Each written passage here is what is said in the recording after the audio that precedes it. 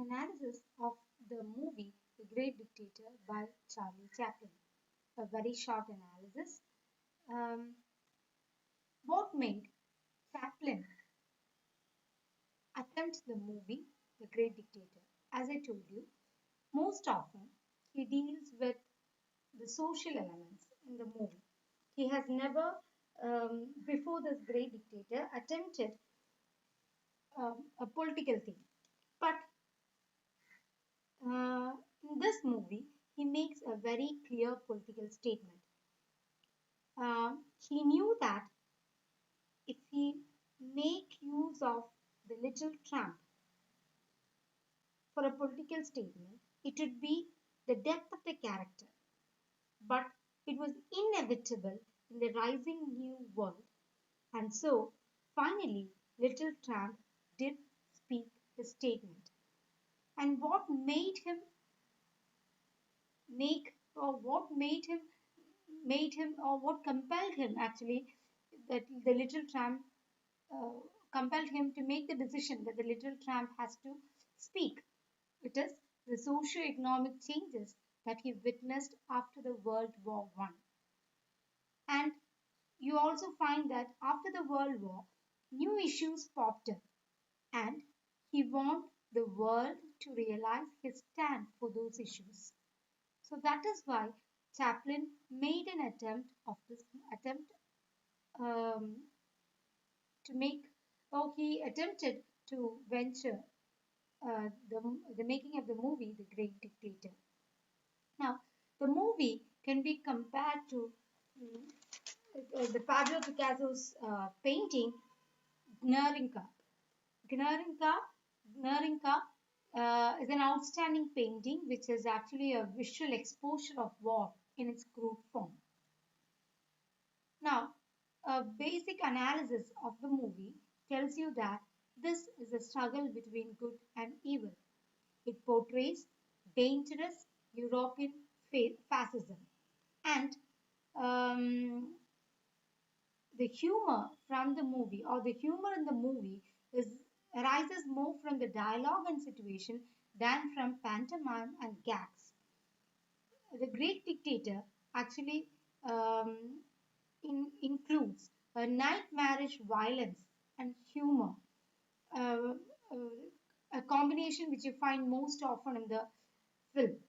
And the two worlds that that he shows in the movie are the palace of Adonald Henkel and ghetto, where the Jewish barber struggles to live and survive. Just as it is already told, between good and evil, the palace of Adonald Henkel shows the lifestyle of the dictator, and the kind of uh, power lust that you find in the high mansions. Whereas the ghetto, you find people struggling to live, but at the same time, they're optimistic of a better world. So, the love that Barber feels for Hannah is an example because there is actually no hope of that. In the midst of chaos, you find this genuine human feelings are roused, and this gives hope to the future, hope for a better future. Now, the movie lampoons Hitler. He draws many in, he draws in Chaplin draws in many of Hitler's personality disorders.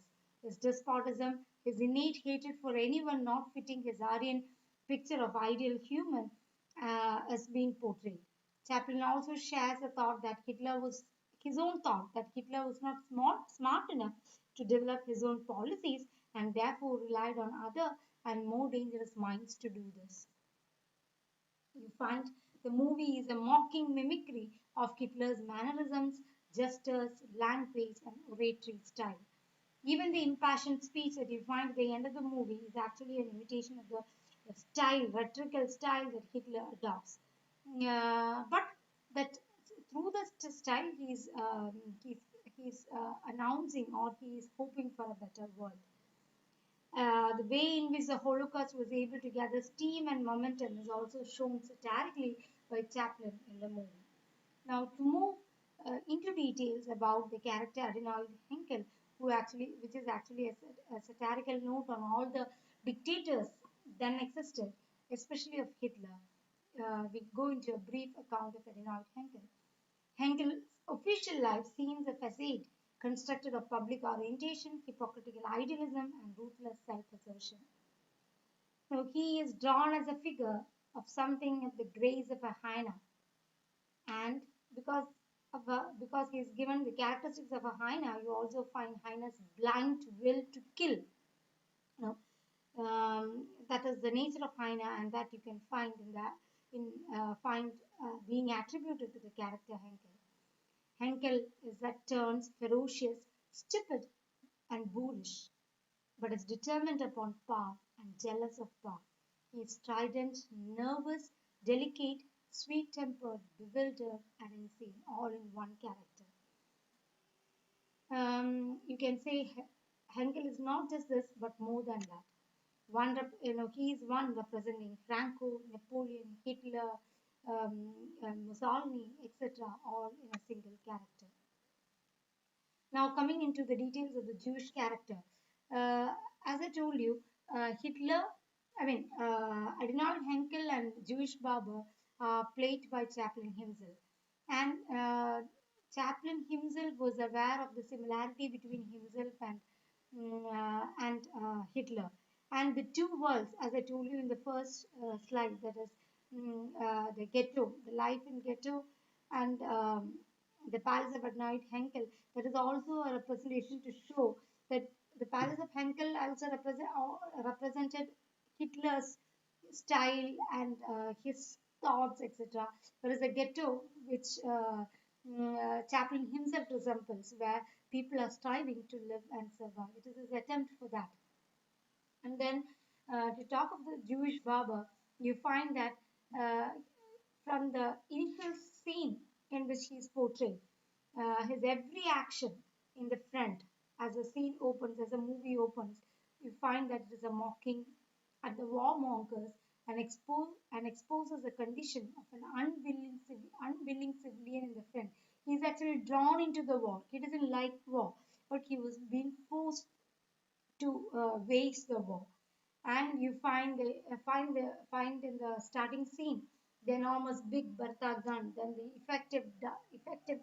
the defective gun shell, and this barber loses a hand grenade in his uniform and finds himself upside down in an airplane. So all these initial scenes that reminds one of the male villains of machines, horror of war, and senselessness of destruction.